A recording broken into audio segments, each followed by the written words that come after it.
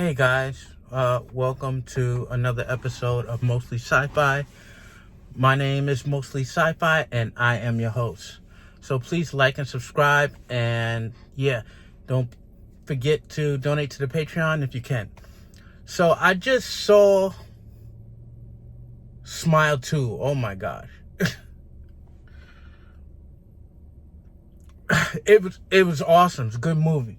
It was a great movie. The ending was off the hook. It started off a little slow, but then when it got going, it just went crazy. I saw Smile 2 a while back. Smile 2 was a bit like slow. It reminded me of It Follows, because that's basically what it is. I want to talk about the entity, actually, more than the movie. The movie was great. It had great pacing. It's a great continuation. And basically what Smile 2 is a bridge to the next movie. Because it left it open. So it left it where it has to be a trilogy. Okay? Just like Terrifier 3 left it where it's going to be a number 4. So I think they personally did that. So far in October, it's 2-0 for really good scary movies. These are some of the best movies I've seen in ages and years. Why do we like the Xenomorph, right? The Xenomorph is a very unique creature. It has captivated our imagination for like 40 years already. But now they are coming out with new and different kind of monsters that are even more captivating. I remember It Follows, where you have like intercourse with an individual, and then it's like a sexually transmitted disease, this monster, and then if you don't give it to somebody else, it will kill you, right? And it's basically like in the same vein as Final Destination, right? Because Final Destination is also like a cosmic monster. It's like a monster, okay? I think It Follows is more like I don't know. I guess we could say that these are cosmic monsters. And the cosmic entity monster started with Final Destination, right? Where you think it's not of this earth. It's something that is of the universe, right? Of the energy around us. Of the atoms that make up who we are, right?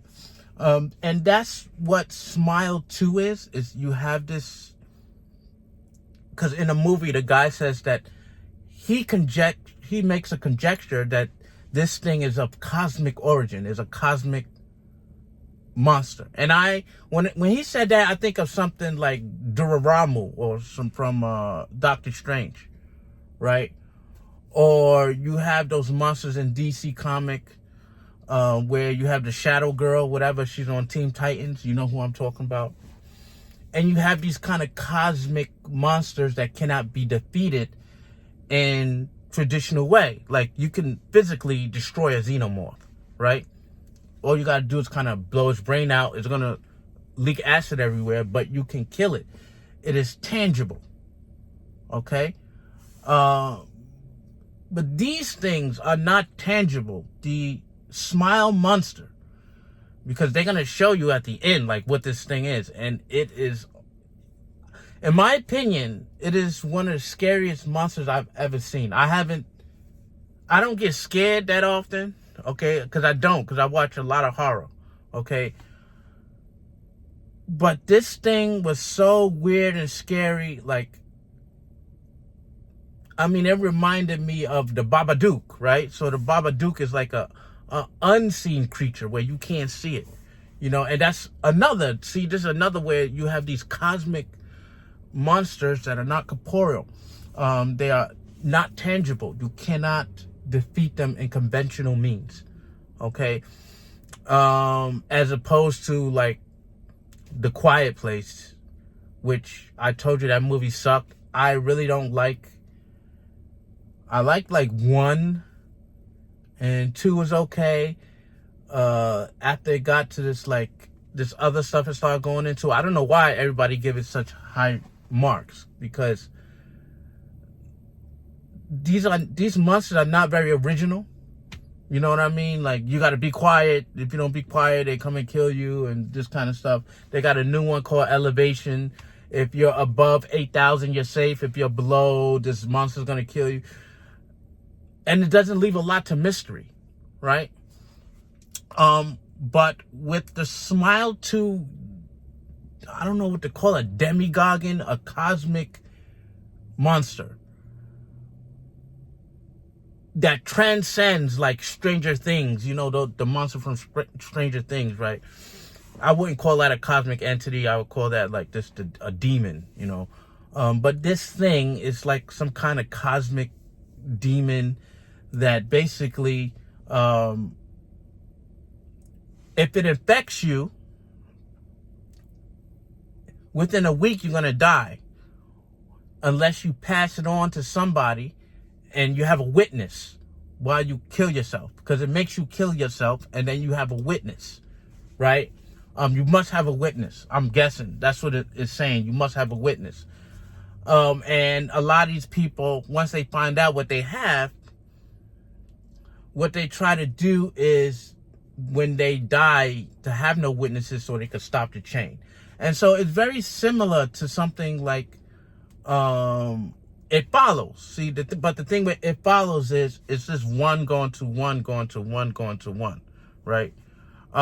With Final Destination, it's one going to one, going to, it's like a chain letter when you get the email and the chain letter, one going to one, going to one. But with the Smile 2 cosmic entity, there's no limit, like who it can affect at once. Okay, so I found this very, very interesting, like a cosmic disease. Basically, it's basically a cosmic parasitic disease that you have to stop the spread. If you don't stop the spread, it can be very dangerous. So I give this movie just a 9 out of 10. It's up there with a masterpiece. I mean, it was good, man. Like, you used to have those movies like Nightmare on Elm Street where you had 1 that was good, 2 was kind of garbage, and then you had 3 that was like, ugh. You know, I was like, oh, yeah, it was like 3 was probably the best one, and then it goes down from there. But the 2 movies that I have seen so far, which is The Terrifier, it's only getting better. And Smile 2, it was just a surprise to me because I went in there to see Smile 2 with no expectations. Because I was like, the first one was all right. And I don't remember I think I remember seeing the monster, right? But you don't see it very clearly. But in the second one, you see it clear. And oh my God, it's terrifying. It's a terrifying monster. It's terrifying. Terror-freaking-fying. You got to go see it. 9 out of 10. And this is mostly sci-fi. Well, mostly.